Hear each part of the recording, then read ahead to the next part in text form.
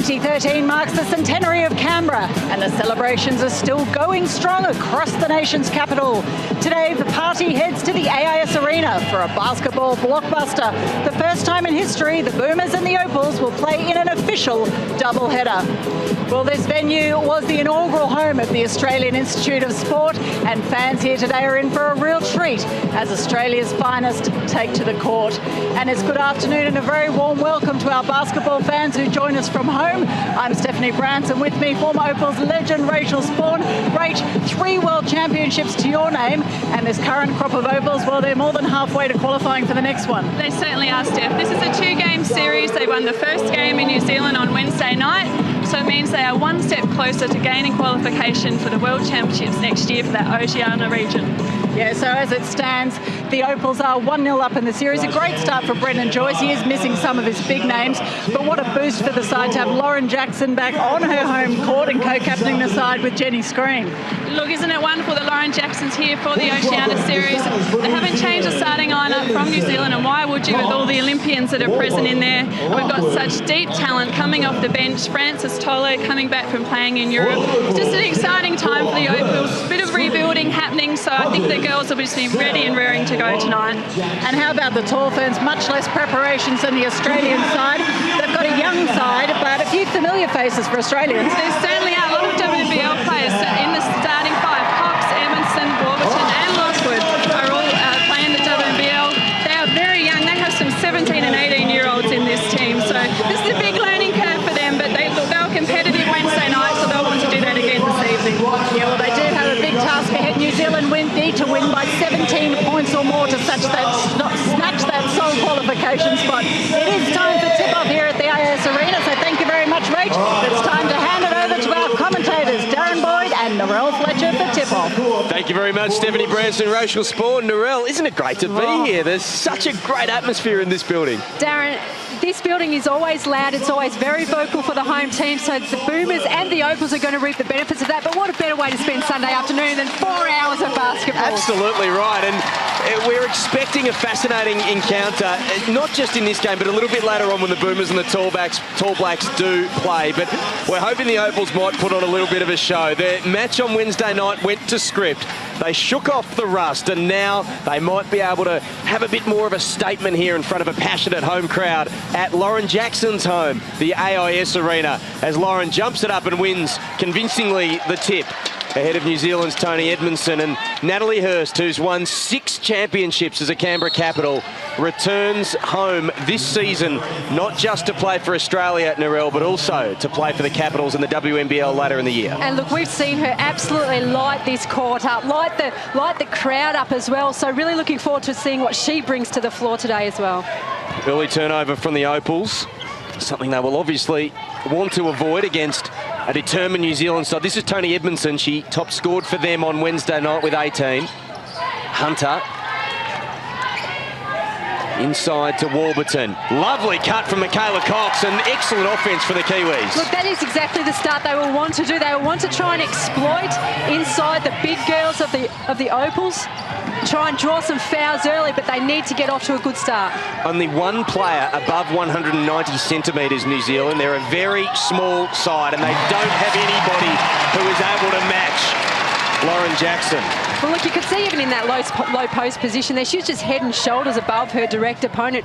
That is the challenge for the New Zealand team out there. Yeah, Casey Lockwood, who takes this pass, is the tallest on court at the moment for New Zealand at 185. Jackson stands 195. Lockwood tries to go with the athletic move. She coughs it up. Hodges got it to Hurst. Now back to Snell.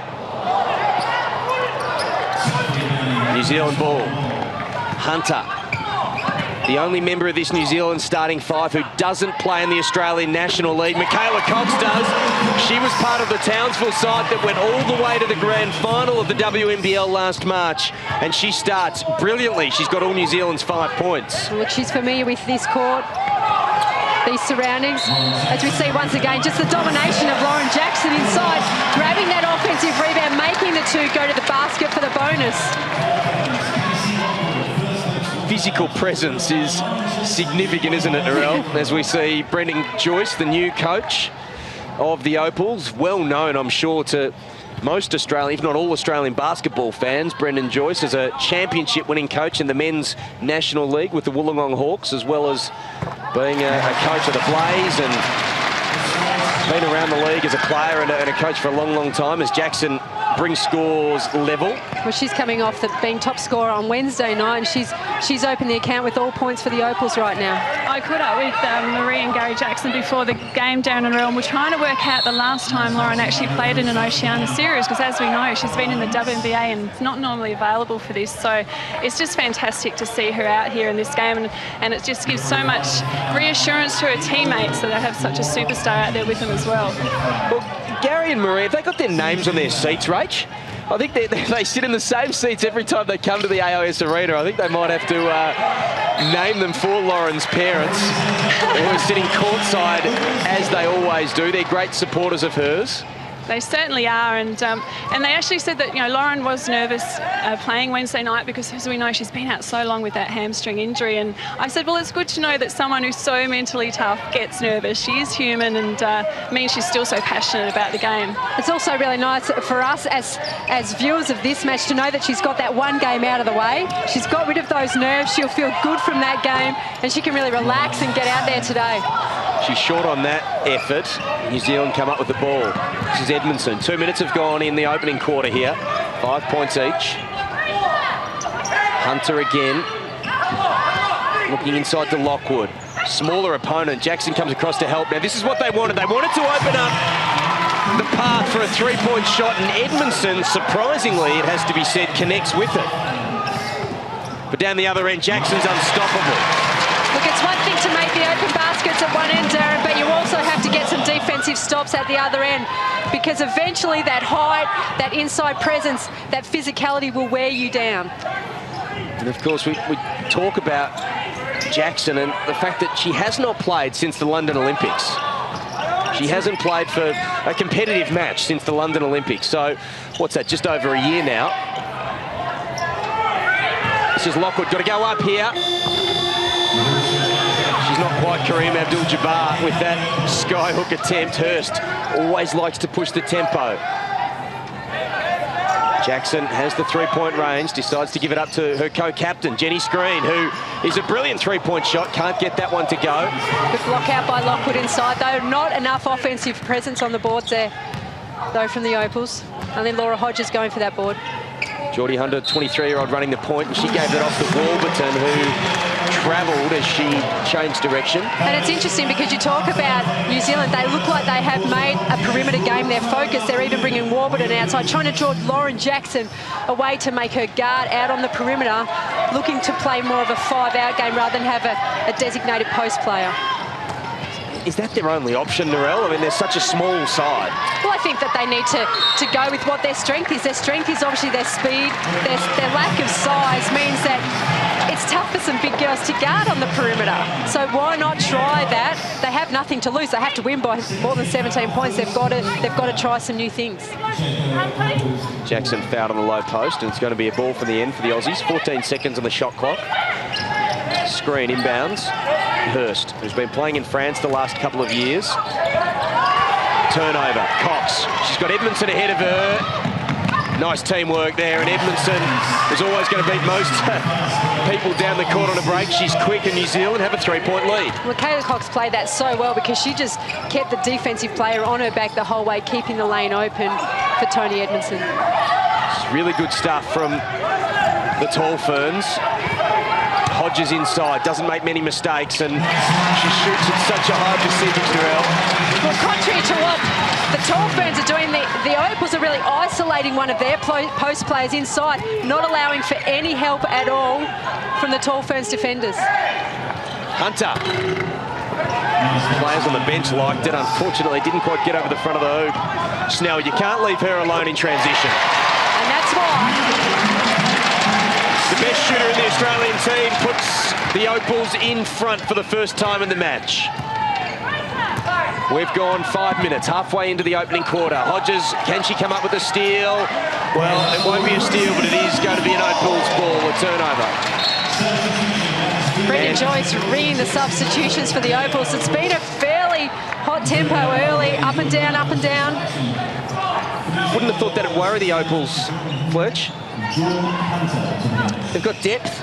Yeah, but, you know, in the Lauren Jackson case, okay, she's been out for 12 months. She doesn't have the game conditioning yet, and so he'll want to give her some rest along the way. She has taken a seat, and Mariana Tolo's taken her place, and immediately I look for her inside, but she passes to Kristen Veal, who ices one from the corner. It's just really nice to see Kristen Veal nail an early one because she's such a confidence player, and we know that if she makes a couple of early baskets, she relieves that pressure she puts on herself. Snell comes from behind, and there's a steal attempt, and then she got a fair piece of Craig's arm, so it's going to be a foul. We're going to catch another look at this, actually, as Craig sets up in the low block. Megan Craig, just a youngster, only 20 years of age. She's the tallest New Zealand player at 203 centimetres, so it will slightly change their dynamic when she's in the game. She's out in the perimeter and clears some space and allows the drive from Beck, who finishes beautifully, the 17-year-old. New Zealand back to within 3, giving plenty of cheek to this heavily favoured Opals side in the opening quarter. Tolo will be disappointed with that, as will the floor wiper, who had to catch Mariana Tolo as she careered out of control off court. It just shows the mobility advantage that Mariana Tolo has over Craig, though, to be able to slip that screen, get an easy lane to the basket, just lost the handles on the ball. So Cox, who played 35 minutes the other night, she's New Zealand's general, gets it inside to Davidson, who travelled, according to Elena Chanova, now visiting referee. What would have happened between Wednesday night games and today is a lot of scouting by the coaches, and obviously passing that on to the players, because a lot of these New Zealand girls we haven't seen before. Obviously the WNBL girls, they know how they play, but you can really see how hard the New Zealand girls are finding to get themselves open. A little bit of hesitation on their screens, and the Opals are really playing a suffocation defence at the moment. There's 6 new faces for New Zealand in this 11-player squad as they cough it up. 6 players who have never played the Opals before, as they trip over themselves defensively, and it allows Mariana Tolo, well, not a completely uninterrupted attack to the basket. She was fouled, but she'll shoot a couple. Well, I think also too, for this particular match, it's nice for Australia that we get the second match of this leg as well, because it means the Opals girls have had that one game together, try and gel as a team. Remember, this is a whole new group as well. So they've now got a game under their sleeve. They're confident after a first up win, and we get to see what is probably the best of the 2 matches.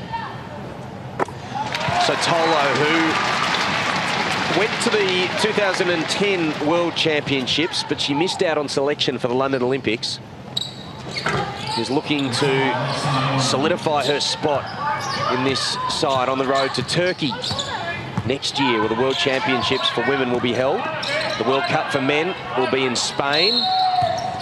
And of course, coming up later today, the second of our double-header, Narelle, the Boomers and the Tall Blacks. The Aussie men had a victory in their first match on Wednesday night as well, so a clean sweep for the Aussies on Wednesday. They defeated the New Zealand men by 11. Of course, the Opals, the women, defeated the Tall Ferns by 16. They're in front by 4. First quarter, 3 minutes to go, and that's a lovely shot. finish. Yeah, that's a really tough shot, but we know what a superior athlete Toni Edmondson is. We've seen it in the WNBL many times. Tough to guard, not always accurate, but tough to guard. She's got 7 points. Does Edmondson? Veal looking to add to her account. She couldn't do it. Lovely rebound from Craig and kept control of it. Allowed them to get the break happening, and Edmondson, as soon as she puts the ball on the ground, she's putting a defender under pressure. She is, because she is such a great athlete. She can jump, she can run, she can do all of those things. She's got really good hang time. What I liked about Craig's rebound there, it was a bit of a lesson there for all the young, tall players out there. She took a rebound, she kept it up nice and high, didn't give any little guards an opportunity to steal the ball from her. And it's great to see a player like Edmondson dominate with her national side, because she has this role, she has the licence to shoot, and she's playing with such confidence, whereas in a WNBL team, haven't seen that so much. Certainly with her season with Lightning, she was more of a role player, but here she's out to dominate. Here is Toni Edmondson. She averaged 10 points a game last season for the West Coast Waves in the WNBL. Kristen Veal, always aggressive. Long pass, opened up the New Zealanders. They were able to collapse, though, and Tess Madgen turns it over. So New Zealand are level here at 16 points all. Brendan Joyce. Some extended D from the Opals. Concerned. Kelly Wilson guarding Hunter. Left her open just for a second, inviting her to shoot as Wilson went underneath the screen. They do it again. Here's Edmondson, guarded by Veal. 7 seconds on the shot clock. A long way from the basket. Beck, it's got to go up from Hunter. They're going to run it down. Davidson. Oh, and they cough it up. That's disappointing for the Tall Ferns. Now they're immediately under pressure. Madgen can't finish against her former Bendigo teammate. But Veal's always active. She pops it ahead, trying to steal the ball. Now Hunter's under pressure in a frenetic passage of play. Craig makes the basket, but she's fouled Tolo with an errant elbow, according to referee Tony Caldwell. Let's have another look. Let's watch her hook around. Need to be a little bit more discreet than that. Want to move the defender. Right idea. So there is Megan Craig, who's plying her trade at, well, she's not plying her trade, I gather. She's learning her trade at college in America. As there's a foul on the inbounds. A lot of fouls called by Elena Chinova and the referee crew. We saw that on Wednesday night. Both teams over the foul count limit for the quarter. Obviously 4 fouls you're allowed for the quarter, and then anything beyond that you do send the opposition team to the foul line for a bonus 2 shots. And Michaela Cox talking to referee Chinova and trying to understand the ruling, I suspect. Little hand slap at the end of it. I haven't seen that too many times, the referees and the players with a hand slapping around. No. Meanwhile, here's your favourite player, Kristen Veal. One off. On the free throw line, making both shots, and then she's going to have a seat. Her former Canberra teammate, Natalie Hurst, checks in. As does Natalie Burton, having a piece of the action for Mariana Tolo. And that's an interesting matchup. Natalie Burton guarding Lisa Warburton. Now, they will have trained against each other many times on the practice floor for West Coast Waves in the WNBL. They've got a loose player here, New Zealand. They don't get the extra pass. There's an offensive foul. Another one. They are red hot. And players will now have to make some adjustments. We've seen a couple of them now. If we have a look on the screen, let's look for the errant elbow again. Oh, not a lot in that one. It's hard to, and that's where it's hard to make adjustments when there hasn't been much contact. We understand the Megan Craig one. But that one, a bit harsh on the 17-year-old Davidson, I thought. And that can really knock your confidence as a player as well, because you start to get a little tentative, worrying about picking up another one of those. Look at that position by Lauren Jackson. Can't finish. Here's Warburton. New Zealand playing well. Only trailing the Opals by 2. Beck, one of 3 teenagers in this lineup. Gives it to Davidson, another one. Unable to finish. Wilson, she'll look at Hurst. She's got Madgen in the opposite wing. Finds her now. Not quite. Under a minute to go until quarter time.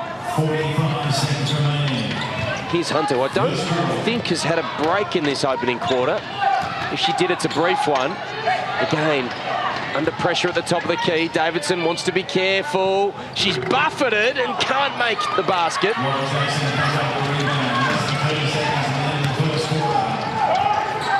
Wilson slows it down. 28 years of age, Kelly Wilson. Magnificent to see her playing for the Opals. It's a great reward, isn't it, Darren? Yeah, absolutely. For consistent work for her Bendigo Spirit WNBL team. Madgen draws the foul. She'll go to the line.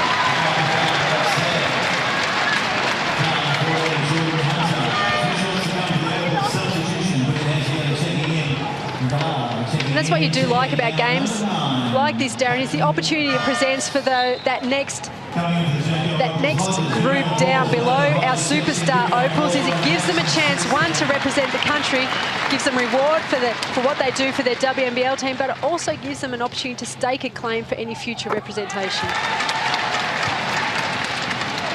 Here's Tess Madgen, who has been involved in Opals programs for a while under previous coach Carrie Graff.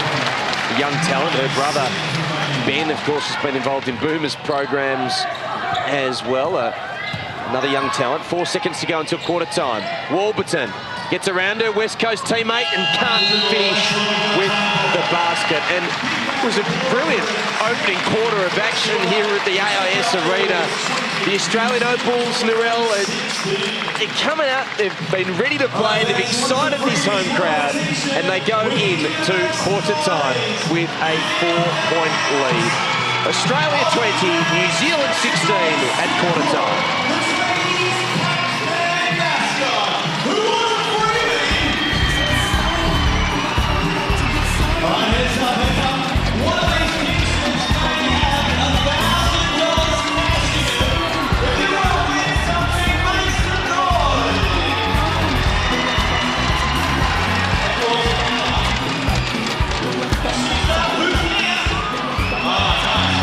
A lot of noise being made in here with an excellent crowd building for what promises to be a spectacular afternoon of basketball. It's already started, Narelle.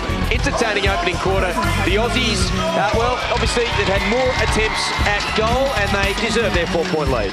Look, it's interesting. It's probably a good thing that they've had more attempts at goal because they are shooting a far more inferior shooting percentage than the Tall Ferns at the moment. But look, it was really obvious that the Opals made a focus about getting the ball inside, really isolating their post players down in that low block area, challenging the Tall Fern defenders to go one-on-one against them. If they choose to collapse, you're going to expose the really good perimeter shooters that the Opals had.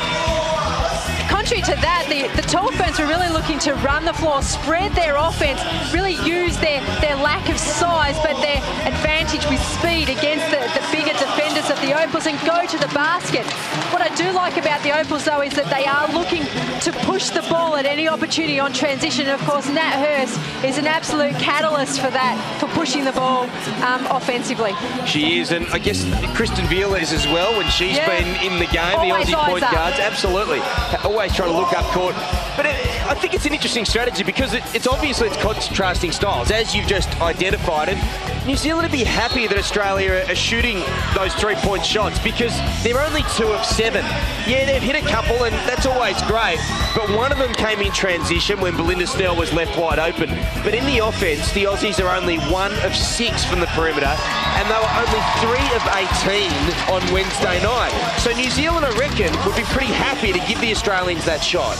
Well, obviously that's something that they put on their scouting report, is let's almost encourage the perimeter game from the Opals. However, in saying that, Darren, if you continue to give them so many looks, sometime or another they will drop, or you're going to give up some offensive rebounds somewhere along the line as well, because just remember that we've got some big, tall timber inside for those offensive boards.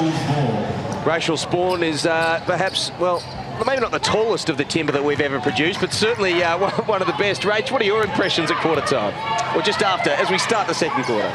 Yeah, I think the Opals would have loved to have had a bigger lead because this is trademark New Zealand, though. They absolutely always seem to stick with us for the first half, and then we do tend to run away in the second half. I just think we're playing reasonable defence. As I said, they are finding it hard to get shots away, and Tony Edmondson's having to make shots like that to keep them in the game. I just think a little bit more better flow in our offence for sure. We're still, I think, from Wednesday night games, a little bit out of sync. That will start to happen. And if this lady here with Lauren Jackson, you can see every time she's getting it, they're double teaming her. But we've just got so many options in our offence, and Belinda Snell, so versatile, as is Laura Hodges. So I just think as the game progresses, the shackles are going to come off, and I think we'll end up winning comfortably. So Australia by 4. Edmondson with the ball, 11 points she's got. She hasn't missed, that's her first miss. She gets her body into all sorts of awkward positions, but she does find a way to make it count most of the time. She top scored for New Zealand on Wednesday with 18 points, and as one of their captains is really leading from the front. Let's also take into account that she plays under their Tall Ferns coach, Kennedy for the West Coast Wave. Yep. So her confidence levels are very high playing under him. He gives her the green light with them, and she's obviously got a same sort of mentality with this Tall Ferns team. So Australia back to their starting 5. In fact, both teams back to their original starting 5s at the start of this term. For New Zealand, Hunter, Cox, Lockwood, Warburton and Edmondson. For Australia, Hurst, Snell, Screen, Hodges and Jackson. Edmondson gets it to Lockwood. Tough shot, can't finish. The naturalised New Zealander, Casey Lockwood. She was born in California. Moved to New Zealand. She was quite a bit younger than the 27 years she is now. At the moment, she's plying her trade with the Townsville Fire in the Australian Women's National Basketball League. There's a couple of early fouls in this quarter to New Zealand. Gives Australia another opportunity. Here's Hurst. I've got to watch her. This young lady, I reckon, has her sights set not just on being the starting point guard in this series, but in Turkey and then potentially in Rio in 2016. That's the career trajectory you see for Natalie Hurst. Well, look, you know, she spent a lot of years on the bench for the Canberra Capitals. She spent a lot of years just in the shadows of the Opals. Maybe her time, maybe her destiny is to have it all happen later in her career. Timeout, I think, will be called by Kennedy Kerryama, the Tall Ferns coach. He's not happy with that turnover. And so, with 2.5 minutes having elapsed in the second quarter here at the AUS Arena, it's Australia 24, New Zealand 18. We're going to try and eavesdrop on Australian Opals coach Brendan Joyce in a moment. He's currently having a chat to his assistants, Damien Cotter, and our great friend here on ABC Sport, Laurie Chiswick. Here's Brendan Joyce. Consecutive stops, and then we relax, right? We want more stops. And we get the stop, you keep running and testing. Don't get back and punch it. If not, be confident. Now, Edmondson's double team. Right? So, reach down to the corner. Make sure we're spaced off, Warren. Move your back, face up, and pick them off. All right, and they stay back, then you look at the score. Hey, that's what guys. This, a little bit of fear. Now, what, you go set that just near the three-point line and roll to the rim. So we want to lift up out of the bottom, and we don't get it to us. Don't panic. Go to the second side, Warren, play off either you two. All right? Okay, let's go.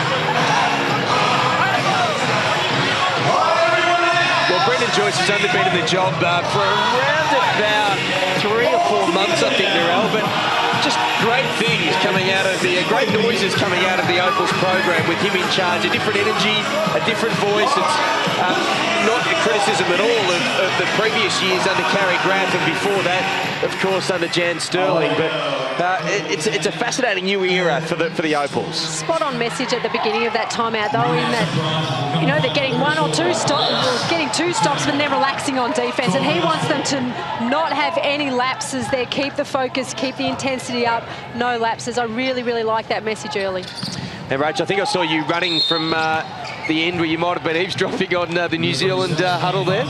Yeah, he's just wanting to really set better screens, wait for the screens, and really prepare earlier for what they're doing in offense and D. They just feel they're coming in too late on their help rotations and just cleaning the whole thing up. And I think he's obviously encouraged by how they're going, but not getting a shot away at the 24-second clock, a few turnovers starting to creep in. That's sort of a sign that they're probably losing their focus. So he really wanted to get their attention back where it needs to be. And I think there's another offensive foul. Jenny Screen has cost a knock to the head. There's her 1 per game. She's on average every time. I mean, we remember the, oh wow, that is a serious lump. She's so tough. She's going to stay on. I know we spoke about it a bit last WNBL season, but she played with a face mask for the Adelaide Lightning at different stages. I can't remember if it was last season or the year before. Plus, of course, in the Olympic Games semi-final against America, she was so brilliant against their gun, Diana Taurasi, and then in the first half, and then copped a knock and didn't play any further part or any meaningful part in the second half because she basically got knocked out of the game as Warburton strokes a 3 to halve the deficit. But she's so tough. Let's have another look at this as Davidson and Lockwood are there. And that was an accidental clash, that one. Clash of heads, yeah, I think. We see Kayla Francis having checked in for her first minutes of today's match. Straight into the action. But this is game on. New Zealand are playing brilliantly. They're shooting the ball a lot better than Australia, percentage-wise, and can they draw a level? They do. Michaela Cox is playing superbly. She shot the ball poorly on Wednesday night, just 2 of 20 from the field. But tonight, she hasn't missed, or this afternoon, she hasn't missed. She's got 8 points. Edmondson's got 11, and it's 24 points apiece. And Darren, Brendan Joyce doesn't like it. He hasn't liked the defence he's seen the last 2 times down. He's called a timeout. Jackson thought it should have been an Opals ball, but it's going to be a New Zealand ball when we resume.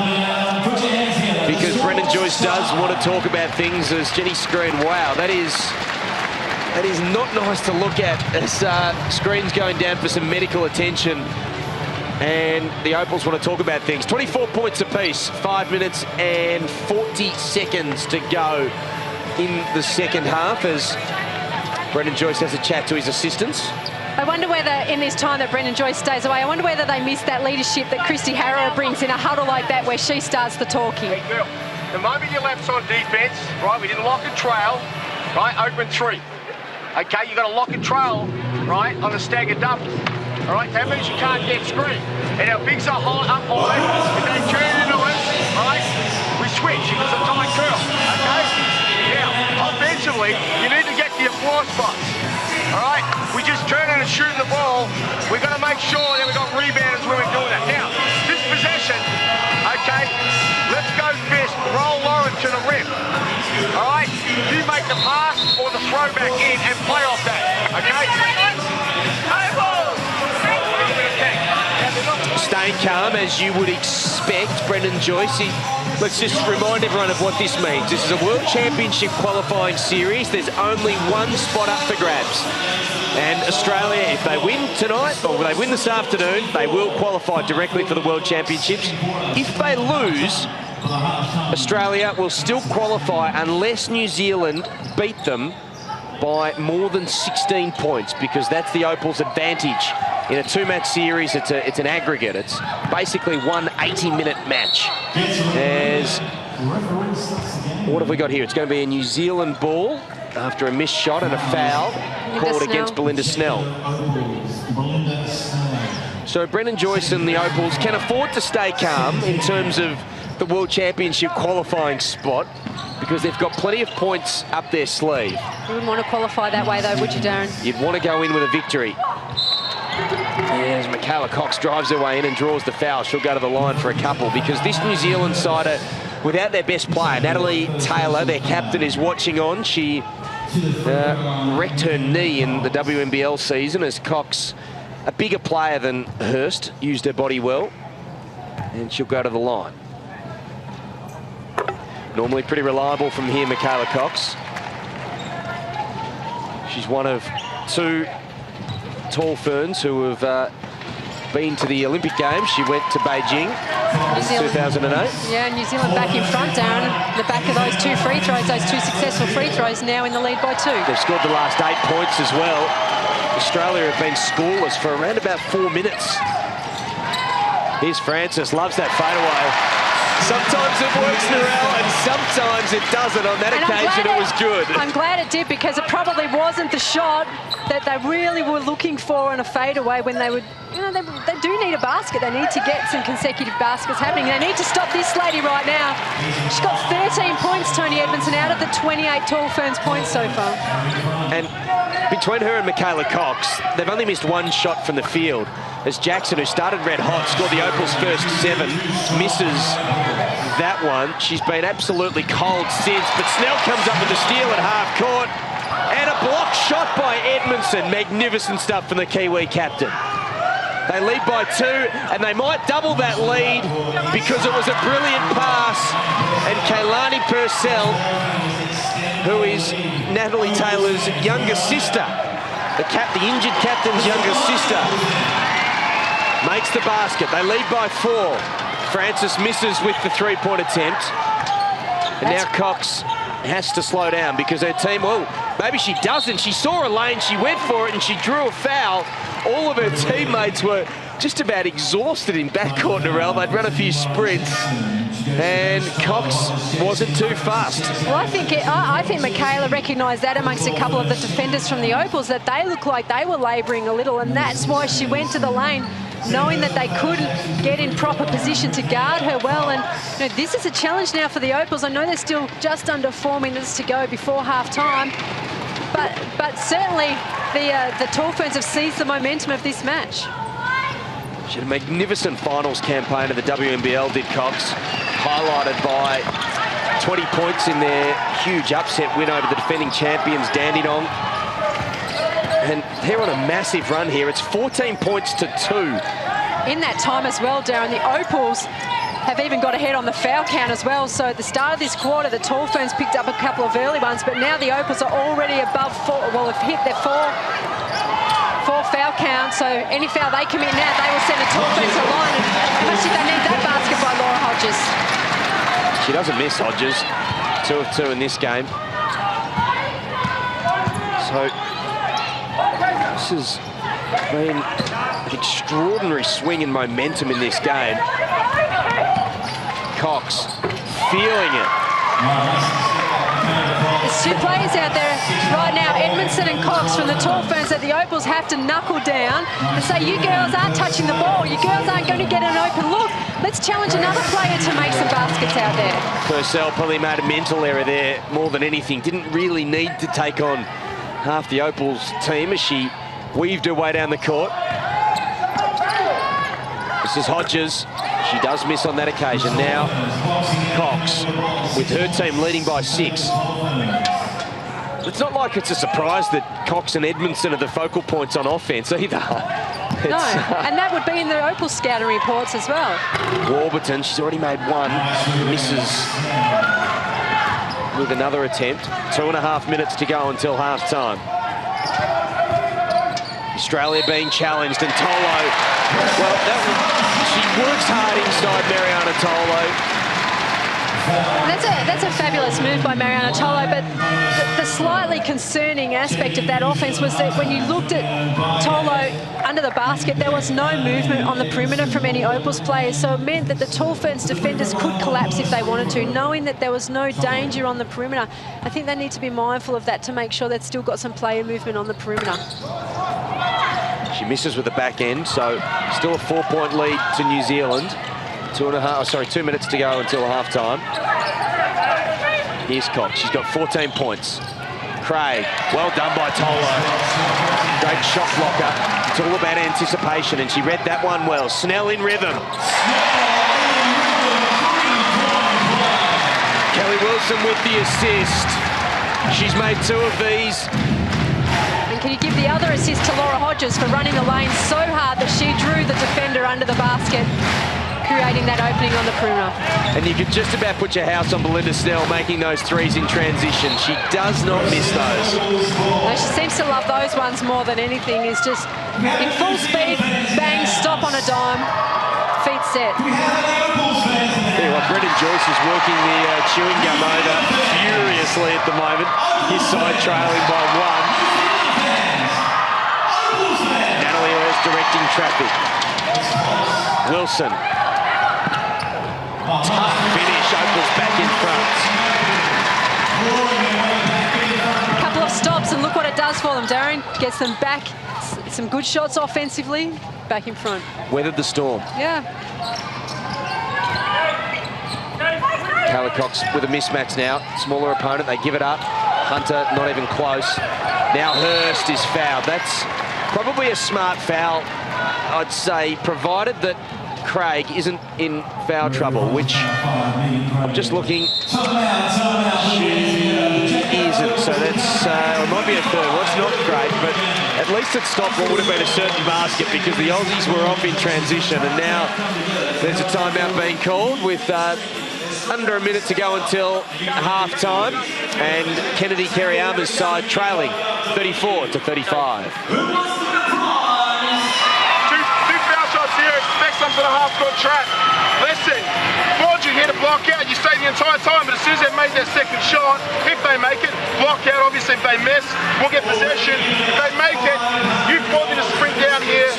I want You and bounding the ball here. You and bounding the ball. All right, you're a swinger. Swing Stella through. All right, then flash up through the guts. Then hold it. Let's get a good look offensively. If they're in zone, we go swinger in the half. If they're in man, I want us going an early down flat screen. If we can't get penetration, we need to lift here straight away. Let's get into our continuity and get a good shot. Hey, what's in the corner here? What's in the corner? I love their basketball here in Canberra, don't they? And when Lauren Jackson, born and bred in Albury and playing all her basketball in Australia right here in this building, is the draw card for this match, of course, for the locals. But there might be a bloke coming up a little bit later on who I think that a few have come to see as well. Mills? Oh, who's that? Mills, I think his name is. No, I haven't heard of him, sorry. You might have seen him in the NBA Finals, sort of waving a towel on the San Antonio Spurs bench. Ah, okay. Rightio. The Australian Boomers coming up later on, of course. Looking forward to that. Against the New Zealand Tall Blacks. What an afternoon of basketball we have on ABC Sport. This is a great venue for basketball, though. The crowd's close to the action. It's good viewing from all around the stadium. The crowd, the players feel it out on the floor. There's so much atmosphere here. It's wonderful. The great game here with New Zealand having led by 6, now trailing by 3. The Opals on a run as Cox tries to bring her team level. She can't. Opals have scored the last 9. We're getting close to half-time, under 30 seconds. Mariana Tolo's been big in this swing of momentum too, Darren, grabbing some boards defensively, going to work offensively, but getting some good stops with the block shots as well. She has, and you mentioned at one point during that run, Narelle, of that New Zealand had, that the Opals were looking a little bit tired, and we know that Lauren Jackson hasn't played for a year, lacking a bit of match fitness. A couple of others, I think, probably lacking a bit of... Yeah, absolutely. Out of WNBL season, so they're not in peak condition. And they were struggling a little bit as well with the heat of the game. So Tolo's come in, and she's always energetic, and here she is on the free throw line again. She's got 4 points, Tolo. At 24, can we still call it youthful enthusiasm? I think so. I think we can. The Opals lead by 5 now. She's one of the babies of the Opals anyway. She is. This is probably going to be the last play of the half. Australia leading by 5. New Zealand with possession. Cox. Not quite. 5 seconds on the clock here with Hurst giving it to Snell. Loves these. Oh. Well, she famously shot a ball from three-quarter court against Brazil at the Olympic Games to take a game to overtime, but Belinda Snell could not quite repeat the dose from slightly closer here in this match against New Zealand. And at halftime, the Opals will be pretty happy with their work. They'll be satisfied with their work to lead New Zealand by 5. Australia 39, New Zealand 34. Rachel Spawners with New Zealand's Michaela Cox. Now, Michaela, we thought you were going to go into the halftime break with the lead. That was a wonderful purple patch, but basketball's a funny game. Now the Opals are back on top. Yeah, there's just too many mental errors on our part. You know, some loose turnovers that we've got to take care of. And, you know, any mistake we make, they're going to penalise us. You know, they're like second top in the world. We can't do those little errors, so we just got to get sharper. And halftime's really important because the Opals always show us that they come out in the third quarter adjusting really well, so we need to make sure we make some really good adjustments. And how do you think your fitness will go as a group for New Zealand in the second half? We see that a few of the Opals are tired because a lot of them are lacking match play. Well, you know, we've got young blood, so we can, you know, hopefully keep running and, you know, wear some of the Opals' older bodies out. Well, we look forward to the second half, Michaela, because we know New Zealand are fighters, so good luck. Cool, thank you very much. And it's over to you, Steph.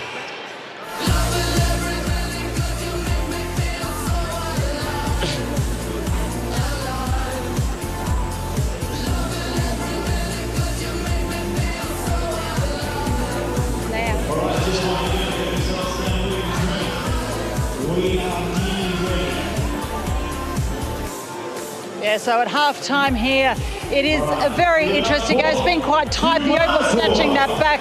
Narelle Fletcher, they'll be happy now, but halfway through that period, it looked like it was all New Zealand. Look, it's still the shooting percentage that the Opals should be a little concerned about. They're only shooting at 38% from the field compared to the Tall Ferns who are at 43%. They're doing the job elsewhere on the floor, but they really do need to knuckle down, continue to do so defensively, because that is the catalyst for good offence. And it was an interesting run for New Zealand. At one point, they're 8 points, and then they finally took the lead. Well, look, we talked about that. They had Brendan Joyce called a couple of timeouts, and he stressed about the importance of the defensive end. And when he injected Mariana Tolo into that match, I think she was a real catalyst for that change. She blocked a couple of shots. She got some good defensive rebounds. She was active at the offensive end as well, and it really did spark that resurgence from the Opals and got the momentum going back in their favour. And I listened into one of Kerry Armour's timeouts where he was actually actively encouraging the double teaming on Lauren Jackson, and that really has it kept her a little bit quiet at points. It has, and look, there's probably no doubt Lauren's feeling it a little bit. It's the second game in a number of days, and she hasn't played for some time, so she would be feeling a little bit. But look, there's a really nice spread of scorers there for the Opals. They're getting really good involvement across the board, and that makes them tough to guard. Conversely, for the Tall Ferns, they're really relying heavily on Cox and on Edmondson, and if the Opals can look to stop those two, well, you can't see a whole lot of other contributions coming from other players. Lisa Warburton's getting involved, but there's not much else scoring going on.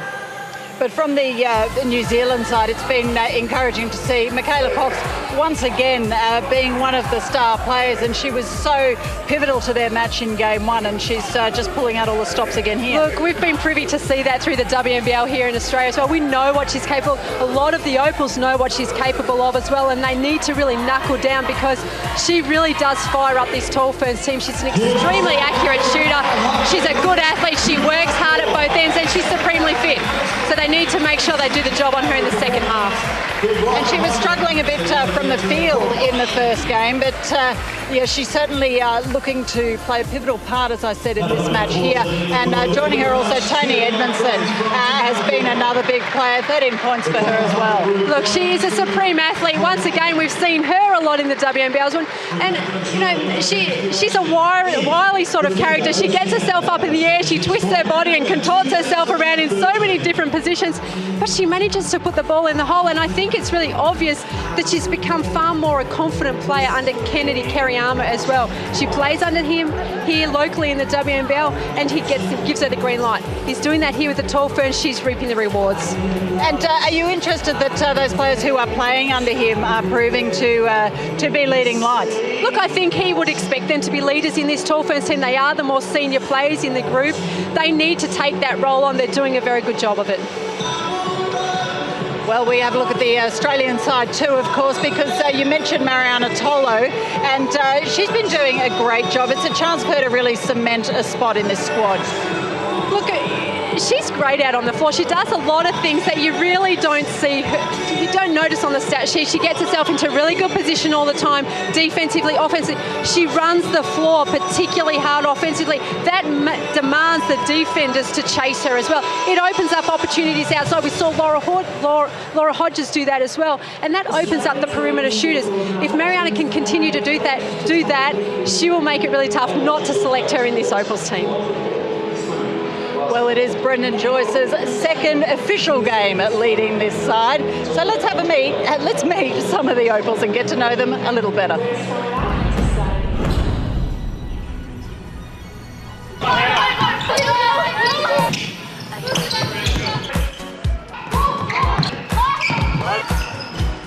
Kayla Francis, forward centre. Hannah Zavik, guard. Kelly Wilson, guard. Kristen Veal, point guard. Mariana Tolo, centre. Natalie Burton, centre. Tess Madgen, guard. Laura Hodges, forward. Lauren Jackson, forward centre.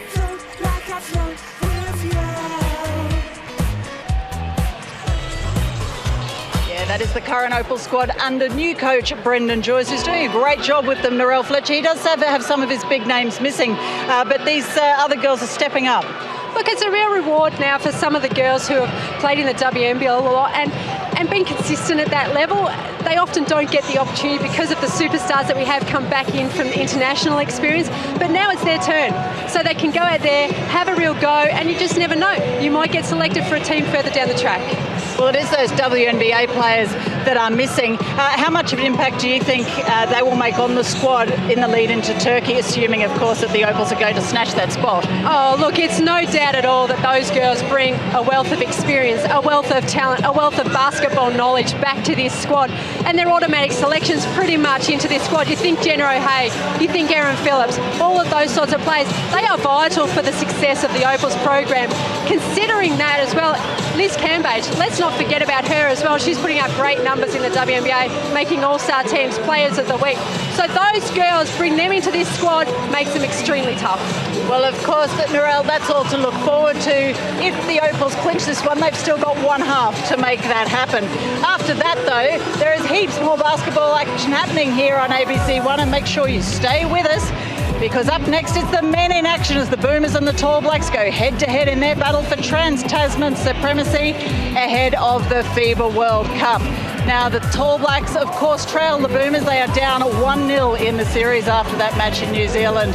And while they are both qualified now for the FIBA World Cup in Spain, it will be a chase for superior seeding in the groups. Before that, though, we have the second half of the Opals. It's almost time for that to tip off. Let's go back to Darren Boyd.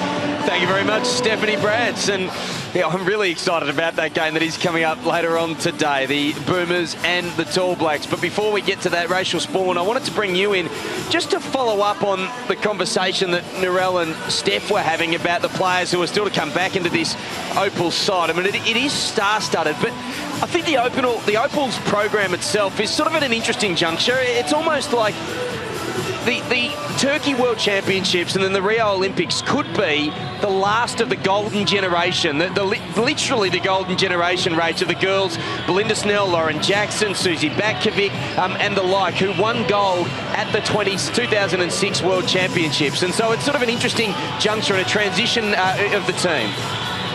Yeah, look, it is going to be an interesting transition, and if we can still have, you know, the Jacksons and the Taylors and the Snells, your Hodges and Screen who have cemented their spot in the team in an equal part, I just think that we can have that success again. And we always talk about USA, but I know that 2006 team, they were a special team. They knew that the chemistry on and off the floor was amazing, and they often talk about it, how good a tour that was, and it is hard to capture that. But I think with a new coach, you start again, and I think Brendan is very big for culture and the winning culture. I think he's going to make the girls very accountable, and he knows he wants them to be their own coaches and responsible. And I think the great starter with that is the peers picking the co-captains to this series. So I just think it's going to be exciting times ahead for the Opals.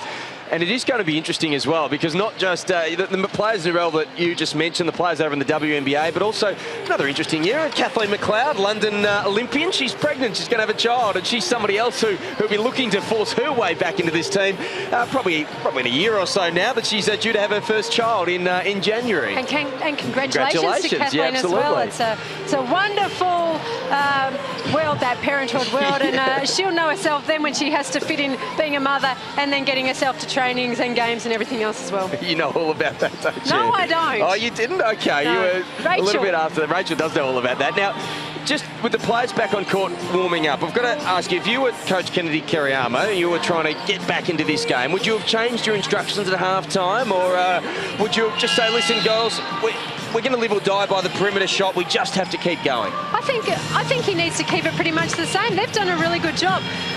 The Opals, I think, on the other hand, they need to play their game.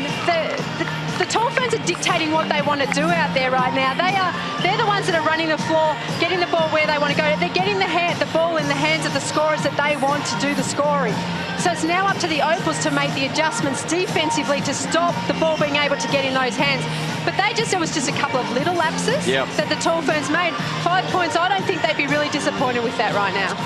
Yeah, there is Kennedy Kariyama with the job ahead of him. What have you made of the Opals? And they, from the game on Wednesday and also tonight, some of the new faces. Natalie Burton, a real bolter, who's forced her way into this side after great performances as part of the emerging Opals program. Also new is Kelly Wilson. Hannah Zavek has been back after a little time away in Europe. Well, look, we haven't got to see a whole lot of them on the floor. What I do love about someone like a Nat Burton coming into this squad is, whilst a Lauren Jackson is still there, it's the best way to learn the trade. At training camps, at selection trials, things like that. Natalie Burton has to train against a Lauren Jackson all the time, against a Mariana Tolo. That is what will make players like her better. Hannah Zavek, she has to train against a Laura Hodges, a Belinda Snell, a Jenna O'Hay. That's what makes those players better, gets the next generation rolling for the next campaign. And there are the Opals, actually the bench players there having their own little huddle. I think they're checking out Jenny Screen's egg on her forehead, actually, Darren. They might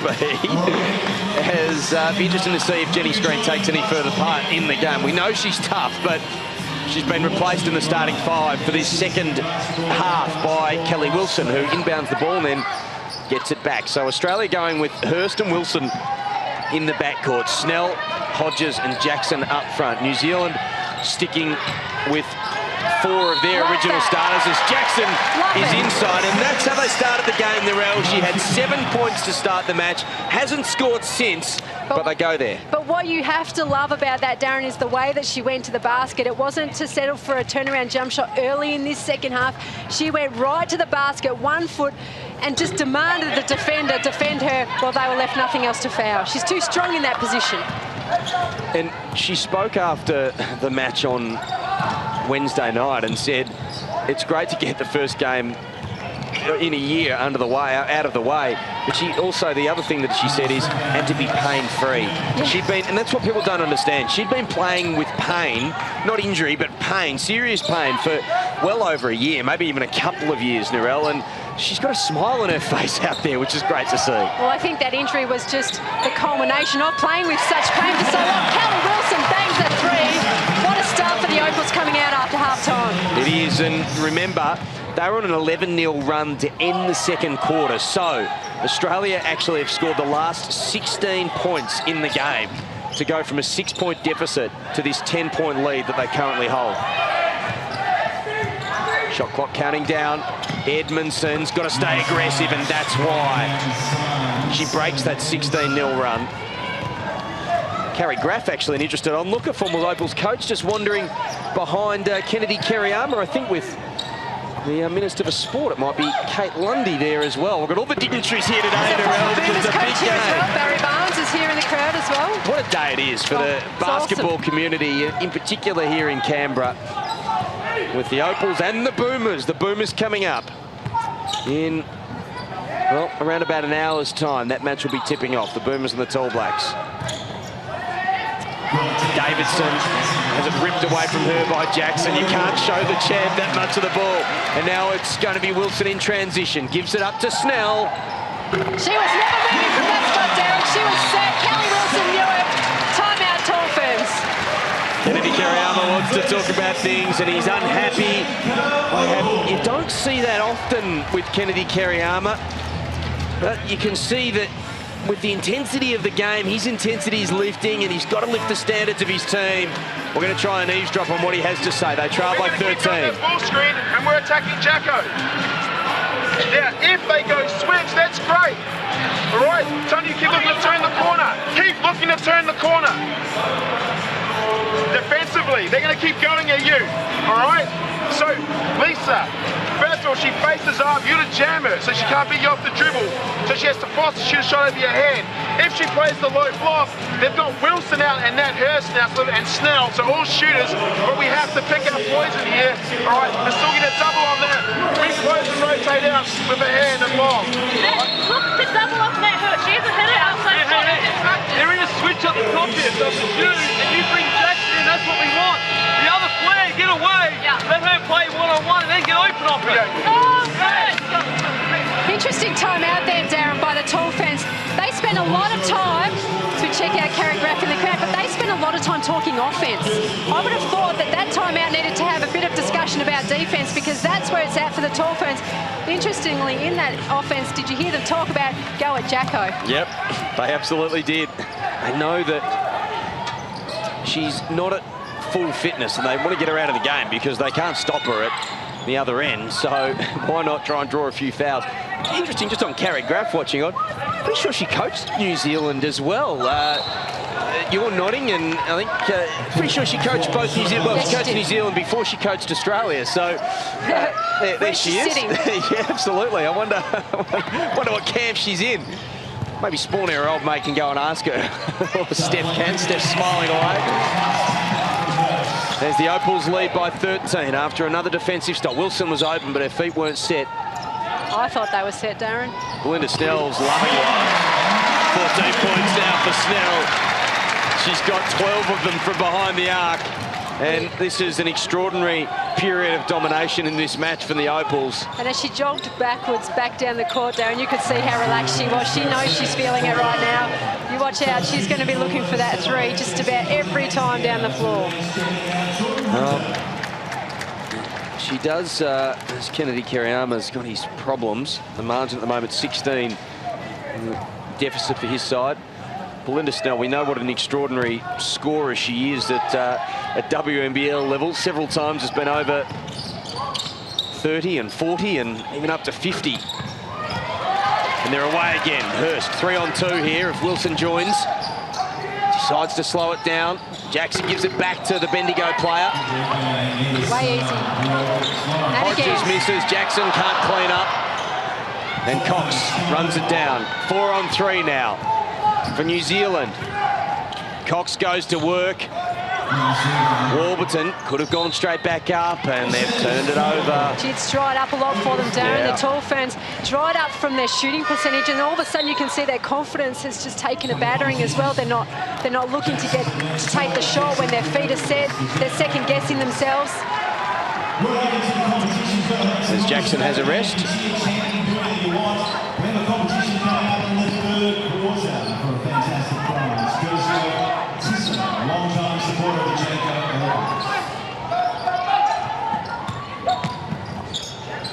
Well done by Hodges, positioning her body to allow Wilson the clear path to the basket, but Kelly Wilson couldn't finish. And another foul on Davidson. She's been a bit stiff, I reckon, Panetta Davidson. She's had a couple of offensive fouls. One of them in particular looked particularly unlucky.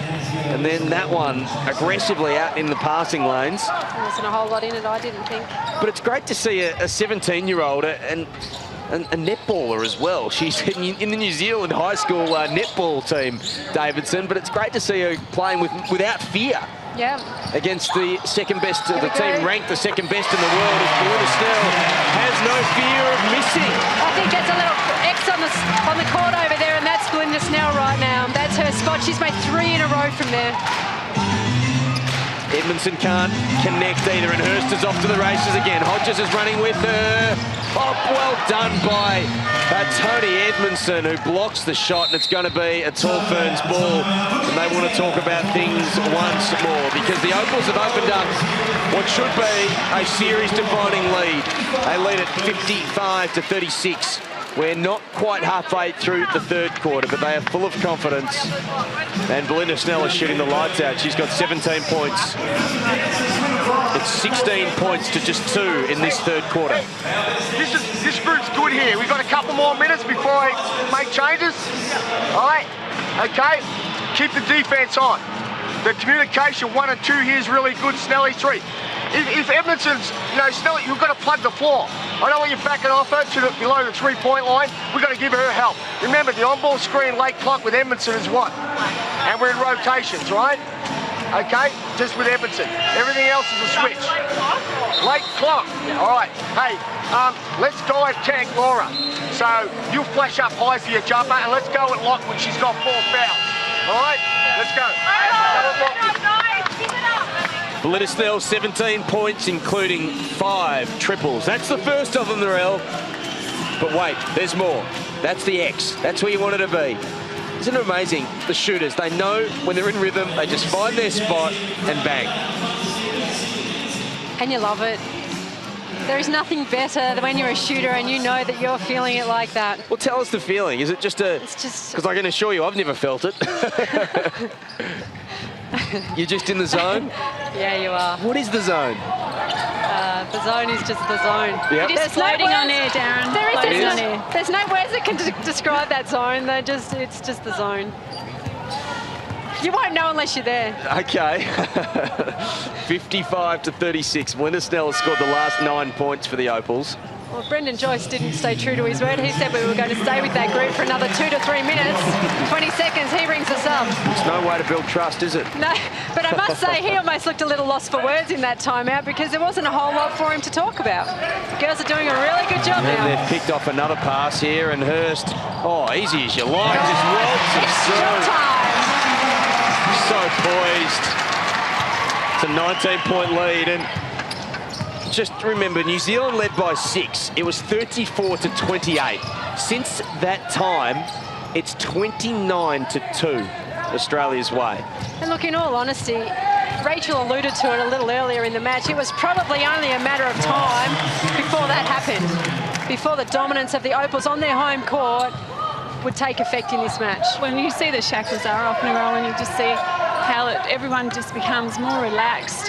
You know, Belinda Snell, whenever she gets that hot hand, I think it's just contagious. Their running game has really picked up. Fitness doesn't seem to be a problem now. And that's what happens when you get a nice lead as well. You just get your second wind. They look much more fluent now, don't they? Just in their body language, everything. Even Brendan Joyce ringing the substitutions, it's more fluent now. Yeah, absolutely. And there's so much to look forward to with this group over the next couple of years as we build up to Turkey, the World Championships.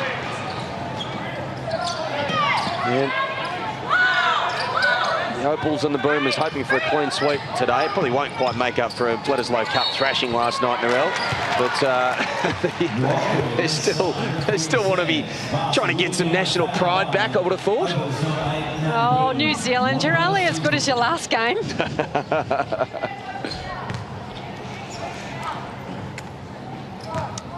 here's Casey Lockwood on the free throw line. Makes the three-point play, and it's 57-41. Veal back into the game. Played over 300 games in the WNBL. She's won championships. She's been an all-star. The only thing missing from her resume, Kristen Veal, is an appearance for the Opals at a major championship. She's played for the Opals plenty of times before, but never at a World Championships or Olympic Games. Maybe in the twilight of her career, that could be what's in store for the lady who's running the point at the moment for the Opals.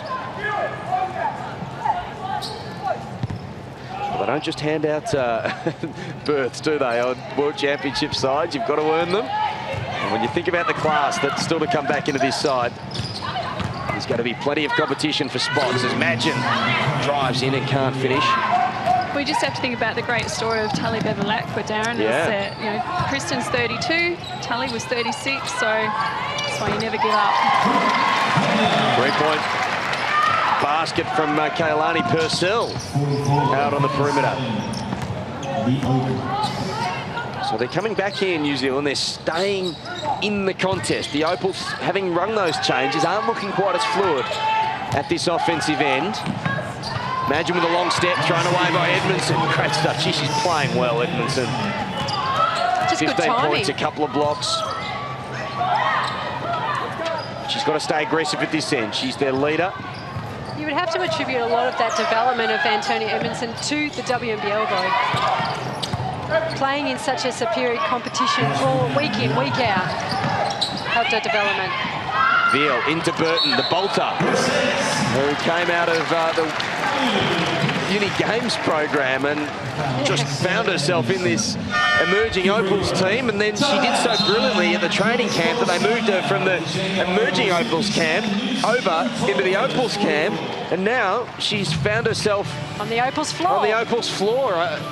I think probably helped by an injury to Abby Bishop and Susie Batkovic not being available for this series. But I'll tell you what, they don't, as we said just a moment ago, they don't give away these green and gold singlets lightly, Narelle. And At just 24 24 years of age, yeah. And for a tall player, 24 is still very young. She will take a while still to mature with her physical size as well. And just learning the trade. Hey, she's getting now to learn from Lauren Jackson.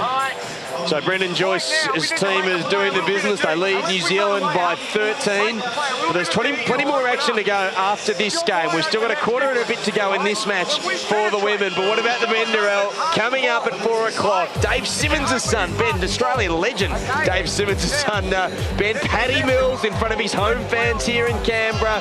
Joe Ingles and another bunch of London Olympians are going to be taking the floor. Matty Dellavedova, who knows, will he find his way into the NBA this year, as well as a new coach for the Boomers, Andre Lamanis.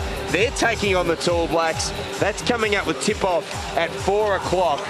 It's going to be exciting. This building is going to fill up even more than it already is, and it's going to get louder than it already is. So stay right here on ABC Sport. And it was a clean sweep for the Opals and Boomers on Wednesday, and they're hoping to do the same thing here again. Anybody who's anybody here in basketball in Australia is here today watching on. There's Burton, converts, 59-44.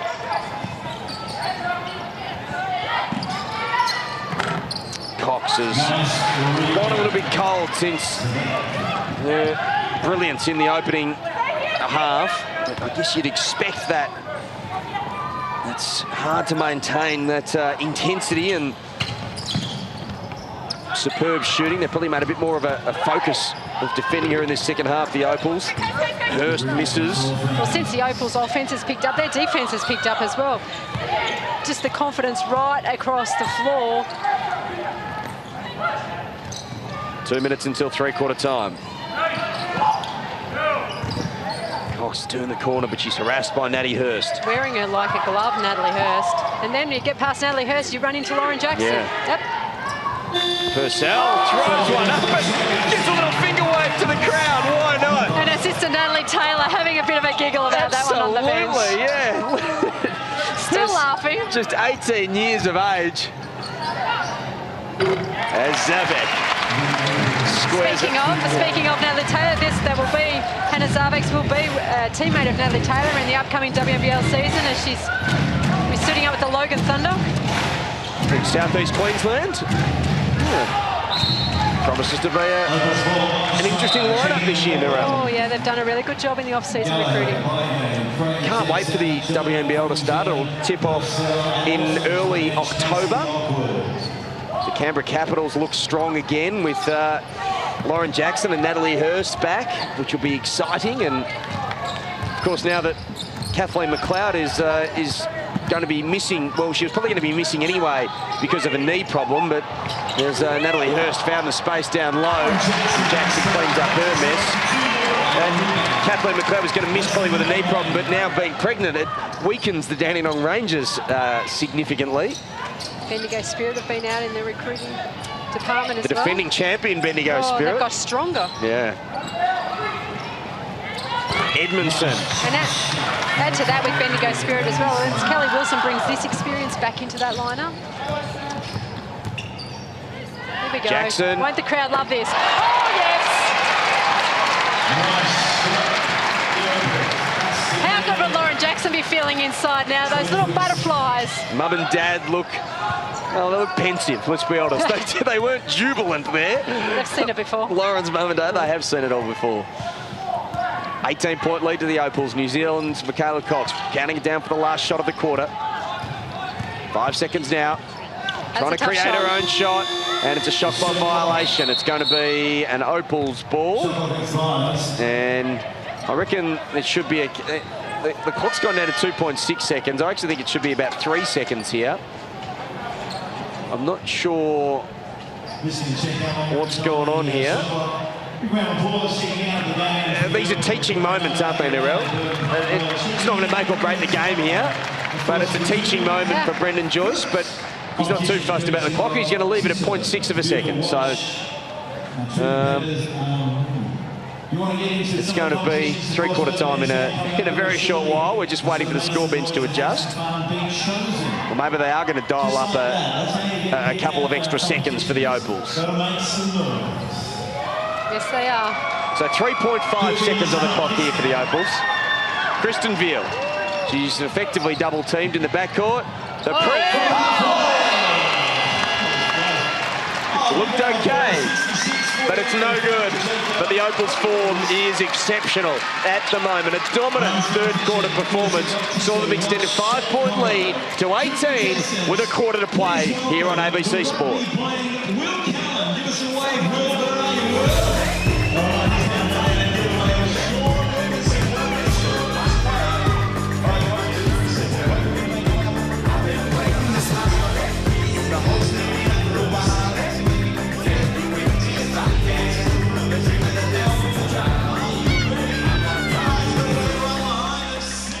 27-14 in that third quarter. Narelle, the Opals have established and maintained their advantage as we expected coming into this game. They've been much better from the floor since quarter time, and they've been sharing the ball and looking after the ball, importantly. Well, that third quarter, Darren, that was just Opals, Opals, Opals. It was all one-way traffic pretty much. I know that the Tall Ferns managed to put 13 points on the board, but it was just a dominant display from the Opals, led by number 12, Belinda Snell.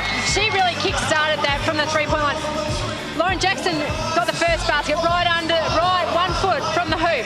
That was a great start for the quarter. But then Belinda Snell from that same spot on the floor 3 times in a row, bang, bang, bang, and that just set the tone for that third quarter for the Opals to no end. What do you think it was that clicked for them? Was it just that little bit of extra time and they got a bit of confidence up, or was there something that they fundamentally changed? I don't think they changed too much. I think that they just upped their intensity for that very first start of that second half, and things dropped for them. Their shots dropped. They got some good balls. They got a couple of consecutive stops, and you could see the body language change of the Tall Ferns. You could see the body language increase positively for the Opals, and then away it went. Basketball is such a game of momentum swings, and the Opals were able to really drive that momentum and hold it for as long as they possibly could. And that's the thing, and they lost it in that second quarter when New Zealand went on a 14-2 run, but they wrested back the advantage, finishing the quarter with an 11-0 run, and then starting up that quarter with an 18-2 run. It is amazing what momentum can do. Those intangibles, Narelle, they change games. And you could see just the shots that the Tall Ferns were forced to take. There was some at the end of a 24-second shot clock. Hopers, fatal runners, low percentage shots that they were getting in the first half were all high percentage shots. That's why their shooting percentage was so high. Look at this running of the floor of the Opals. Hurst. Really interested to see how she plays this last quarter. Hasn't been her best shooting night, Natty Hurst, but she does look to control the ball. Here's Wilson. But she looks dangerous all the time, Darren. Whether she's shooting well or not, that's down. No, it's very close. It's all right, Narelle. It's your first game for a new season. Thank you. It looks pretty good angle. We were just right there. That allow you to shed that bit of rust. Okay, thank you. Oh, beautiful. That is poetry in motion. 2 senior Opals players just looking in sync. Absolutely perfect offense. The margin hits 20, but not for long. Michaela Cox charges right back down the other end. She registers her 18th point. 50-68. Here's Wilson. She's wide open there. Here's Snell, though. Better option. Maybe not. Wrong spot. Kelly Wilson, I must admit, I did think that Kelly Wilson was in the side almost as just a token shooter, playing a bit like the Jess Bibby role when she came into the side. But I was chatting to Opal's assistant and our commentary colleague as Kelly Wilson does bury a trademark three-point shot. I was chatting to Laurie Chiswick yesterday in preparation for the game, and Laurie said to me, no, she's doing so much more than that. She's really impressed both Brendan Joyce and the rest of the coaching staff with her tenacity at the defensive end and her ball handling ability and her poise. It just goes to show what learning from Christy Harrower and that championship experience from last year, how much it helps you grow as a player. But she's had the greatest mentor in a point guard position of all time, pretty much maybe even in this country. You know, when you look at Michelle Timms, Jean Cheeseman in the early days, but Christy Harrower of the modern era, she's had the greatest mentor of all time. And, you know, it's interesting when she's out on the floor with Nat Hurst, she's assuming that point guard role just as much as Nat Hurst. So that shows the confidence that the coaching staff have with her in that role. Snell's got 17 points. Passes this one up to Wilson, who goes inside to Hodges, who just doesn't make mistakes. I said that earlier, but she's the real glue of this side, and Wilson's feeling good. She can't make it. But there's a reason why Laura Hodges has been to 3 Olympic Games and was part of a World Championship team. She doesn't put up big numbers, but the number 11, formerly known as Laura Summerton, has been an integral part of this Opals lineup for almost a decade now.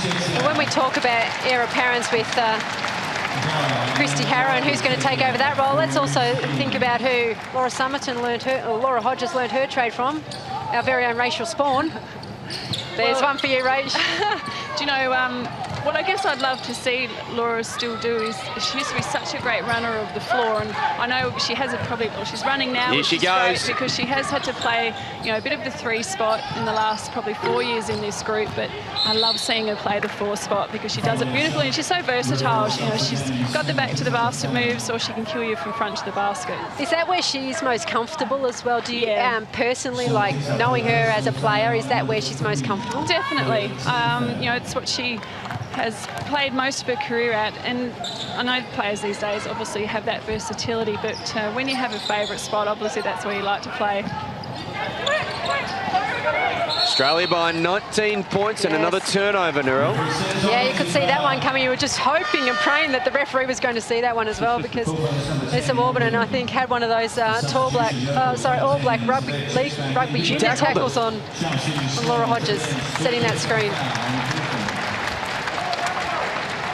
So 6.5 minutes to go. Australia having won the first game 66-50, have looked more impressive at the offensive end in this second game. Well done by Davidson again. She's really impressed me, Davidson. She's shown no fear whatsoever. Couldn't come up with a steal. Zavek short. Now Cox, she's got Hurst to worry about picking her pocket. She doesn't. Vitolo throws that away. Now down the other end. Zavek decides to pull it up. How many times have we seen that Mariana Tolo block in this house? Well done by Warburton, forcing a turnover. You're right. And Tolo does, I know she's 6'5", but she doesn't foul when she blocks, and she's been able to do that since she was a youngster. It's brilliant to watch. 196 centimetres in the new language, Mariana Tolo. As we look at some of her handiwork, she was sweating on this. And just throw it away as a timeout is called with 5 minutes and 52 seconds remaining in this one. It's Australia 71, New Zealand 52. Brendan Joyce currently consulting with his assistants, Laurie Chiswick and Damien Cotter. Is anyone taking the lead in this timeout? No, it all looks pretty relaxed down there, Narelle. We've got to get on the split line. Everyone's gripping us and we're not ripping it either here there. Matty Hurst pipes up. Step up and we have to rotate around here. Before Brendan Joyce. Really focus here. What does elbows mean? Where's the ball go? Elbows. All right, so that's where it's got to go. Now, they're desperate. They're chasing you, all right? So what we want to do is time it so we're coming out for the catch on the wing, and both bigs are lifting at the same time, all right? So we're throwing the ball to the wing where the cutter's going. We backdoor, and we be patient, and then we've got the action off the ball. And if there's nothing there, you get a swing and a finish. Now, the only difference with a swing and a finish, I want you to slip the on ball to the rim so it's a post catch. All right? We got it? Okay, elbow action. Let's go. Keep up the defense.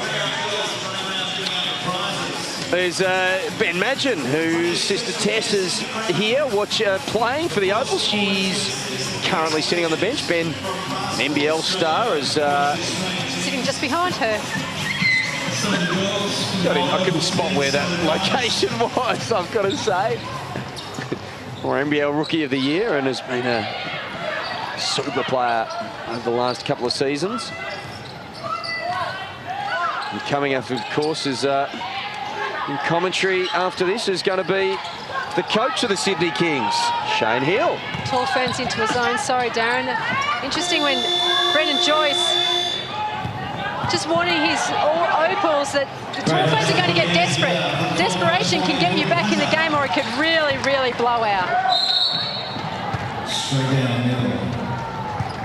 Edmondson to the free throw line. Fouled by Kelly Wilson, 2 shots. So as I was saying, Narelle, after this, as we know, the Boomers and the Tallbacks are coming up, and joining you and I in commentary with Steph is going to be the legend himself, 4-time Olympian, Shane the Hammer Hill. He's just made his way down the road from the Kingdom. If we can get him away from signing autographs on the sidelines, Darren. Absolutely. He still hasn't changed the blonde hair, has he? He can't hear anything that's being said about him right now. Looking resplendent in his, in his orange tie. Australia 71, New Zealand 54.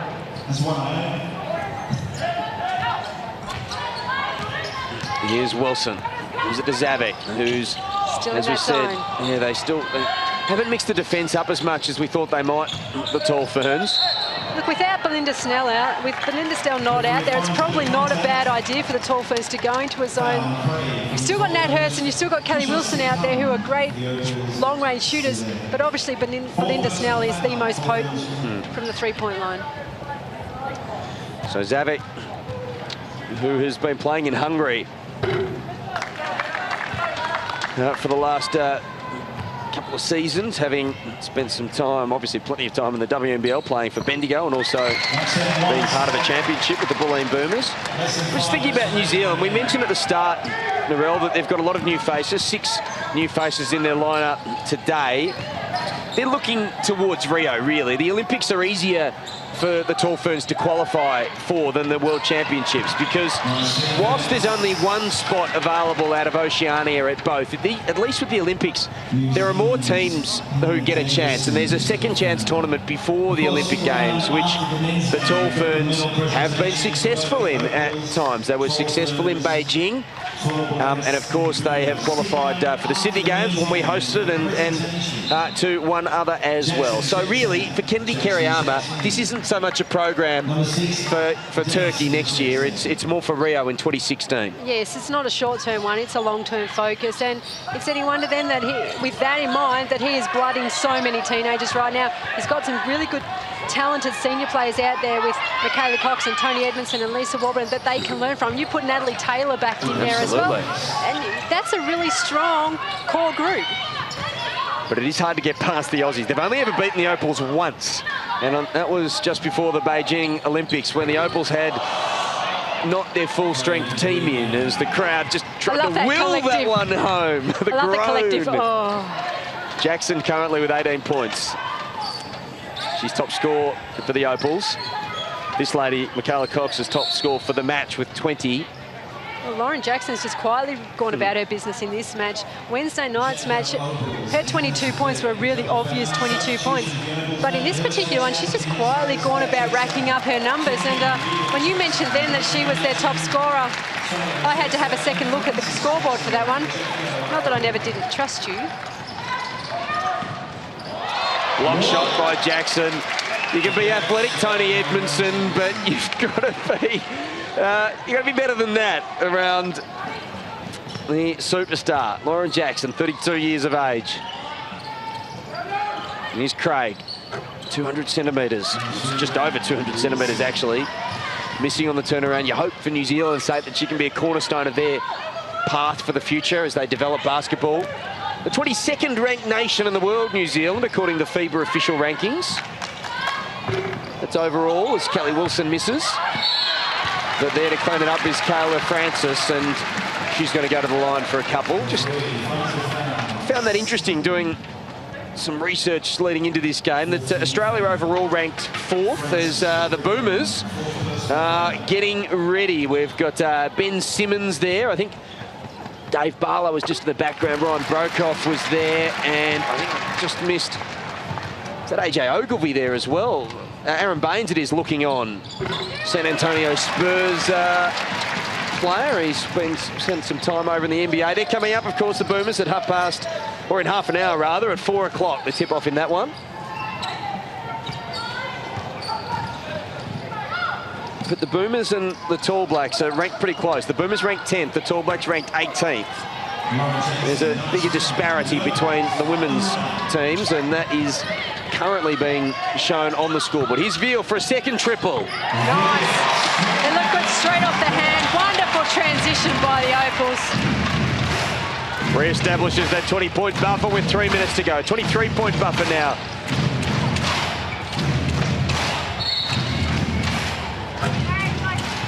The scoreboard just a little bit slow to update there. 77 to 54. There's Brendan Joyce chatting to his assistants. What will he take out of this, Narelle? What were the key things? And I'm sure Rachel will have some thoughts on this, which she might quiz some of the players and even Brendan himself afterwards. But what would you have been most happy about if you were sitting as the head coach of the Opals after this pair of matches? Other than the obvious, you've qualified for the World Championships. I think what he would be really pleased with is both games have progressed, just the continuity within their offense that has gotten better and better. They've found their mojo, they've found their sync, they've found their rhythm together. Okay, it's still a little patchy, but it's getting better. And I think that would be pleasing for him. You know, they haven't had a massive preparation before this series, and they've brought Lauren Jackson back into the lineup. That's something new for all of the girls to consider again. So I think he would be happy with that. But the important aspect of the actual skill of basketball is just what a difference good defense makes. Once you knuckle down defensively, everything else takes care of itself. Jackson's up to 20 points. 79 to 56. Just a pretty soft foul there on Michaela Cox. There's time counting down on this one. The crowd have been thoroughly entertained. Michaela Cox has been great. 20 points, her teammate, 20 points and 9 rebounds as well for Cox, which is pretty impressive for a for a 174-centimetre guard. Exceptionally. Showing her experience and talent and commitment as well. Tony Edmondson for New Zealand with 21 points. It's been a two-pronged attack for the Tall Ferns. Yeah, probably the player they've really missed on the scoreboard will be Lisa Warburton. They would really expect to get more than 3 points out of her if they want to seriously contend against this team. She struggled again in the first game. She struggled as well in the first game. Registered her first points almost at three-quarter time, Rach. Yeah, because she didn't actually. She didn't have a shot in the first game. And I was speaking to Dean Kinsman about that. He did say that they really didn't get her the ball a lot in Wednesday night game. But when that's happening, you do have to demand the ball yourself and want it even more. Oh, Kayla Francis skips in a little bit before the free throw, but Jackson pretty happy. She has a seat. She's got 21 points, does Lauren Jackson. We've got another timeout here. 80 to 58. The Opals comfortably in front in this one with 2 minutes to go. So again, another timeout. We've got plenty of, look at Australian basketball royalty here. I mentioned before that Dave Simmons, of course, a champion with the Melbourne Tigers, whose son's here. Cal Bruton's here as well. Herb Megician from Canberra Cannons days. Canberra Cannons days. Well, there you go. They're all here. Hasn't he lit up this floor before? I'll tell you what, it is near. Brendan Joyce, of course, a championship coach in the NBL. And, of course, coming up, the Boomers and the Tall Blacks. Stay tuned. We'll have the haka. We'll have all the action, the slams, and Casey Frank with his beard will be in full voice and full form. And, of course, Paddy Mills on his home court. They don't get too many opportunities to see him, and it's going to be magnificent. Go on. I just want to change a minute. The Tall Blacks will do the haka for us. We've got the chicken dance going on in the crowd right now. How do you reckon that might go to intimidate the opposition? Yeah, it wouldn't. Oh. But the Tall Blacks, they didn't intimidate the Boomers during the week in the first game, as could be an 8-second violation. They just get it over New Zealand. But they did give the Boomers a hell of a fright. They led by 7 points halfway through the third quarter, and Paddy Mills inspired the Boomers to make a run and to come back and to take over the game. But as Michaela Cox splashes another three, but they were really, really good. They're so physical, the Tall Blacks, and that's what they'll be trying to do again, is to be physical and to push the Boomers off their game, because they don't have the size to match them, really, do they? Well, they don't, and in that particular match, I loved the enthusiasm and the energy that was brought onto the floor by your Ben Simmons, by your Dante Exums. I thought they did a wonderful job in just changing the tempo of that match and really sparking that change in momentum. Shot clock violation there. The Opals, rather, couldn't get the shot away. As now, I wonder, Rach, what the plan might be for the Opals over the next 12 months or so. A few friendlies and trying to get as much. I know it's difficult with the players away, particularly those in the WNBA, to get them all together, but they'll have to try and get as much match practice as possible before the World Championships. We might come back to Rachel Spawn in a moment. Our veteran of many World Championship and Olympic campaigns, as Veal flicks it to Madgen in the corner, who finds her range. She would be so enjoying that. She probably hasn't had the best of matches, particularly shooting-wise. She's It's her first field goal. Yeah, had a couple of shots blocked. Missed a couple of other ones that she would expect to make, so that one would have felt nice.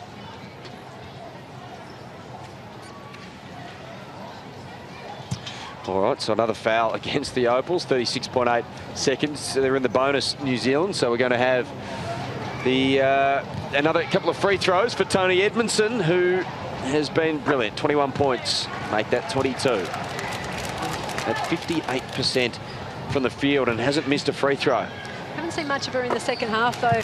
The Opals have done a really good job of denying her the ball, keeping it out of her hands whenever she's in a dangerous position. We might get Rach to explore that topic of the Opals' plans for the next 12 months, to the extent that they know them, when she has a chat to a couple of the players and the coaching staff after this game is wrapped up. We've got 26 seconds to go.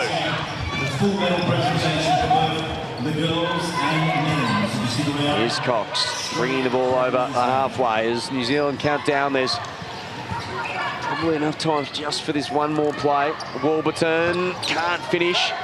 Madgen is fouled. She's going to make the long walk up to the other end of the court as Bygate gave her a bit of a hip and shoulder there. And Tess Madgen's going to shoot a couple of free throws with 7.4 seconds remaining on the clock.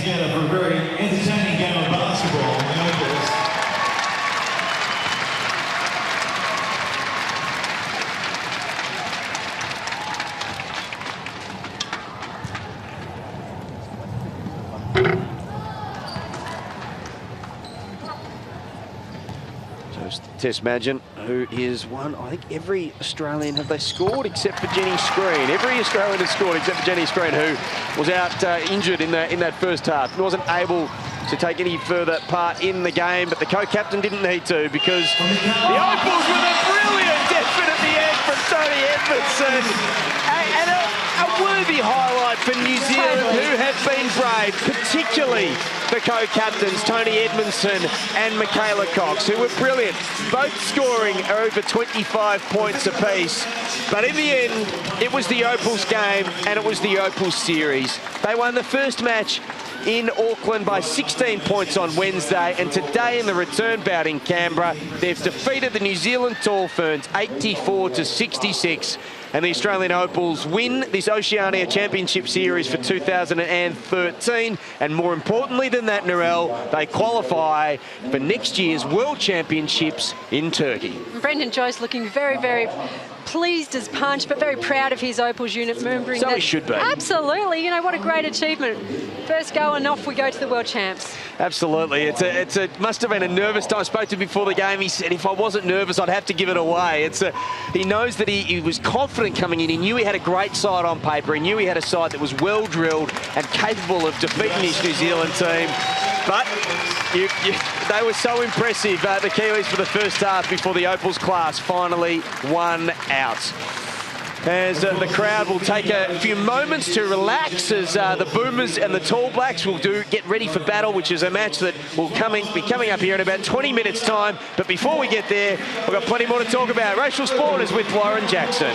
Well, Lauren, you've been out of the game for 12 months. It must feel just amazing to be back. Second game against Canberra too. It's going well. Yeah, look, it's been, oh my God, just so exciting to be back out there. You know, there was a stage I didn't know if I'd be playing again. So I almost teared up in the bus actually on the way here, knowing that my parents and everyone were going to be here. So yeah, just glad to be back out there. I've still got a ways to go, but whatever. And how's your hunger for the game? Are you feeling like the 16-year-old you were on your debut? Is it feeling that good? Yeah, look, I guess when you take that so long out, it does tend to have an impact on you. But look, I love the sport, and I'm so happy I got to play in front of the Canberra crowd too before I went away this year. But like I said, I'll be back next year, and yeah, I'll be as hungry as ever. And what about the Opals group that you've got under Brendan Joyce? It's a real change from London. Obviously, a lot of good players away, but you're getting in sync, and the second half was pretty decisive. Yeah, look, we've got great team chemistry, and I think that's the one thing. Like, we know that we can get through anything together, and I guess when you're that competitive and you care that much about each other, it makes it a lot nicer winning like that, especially when we were down in the second quarter. So it was wonderful that you have now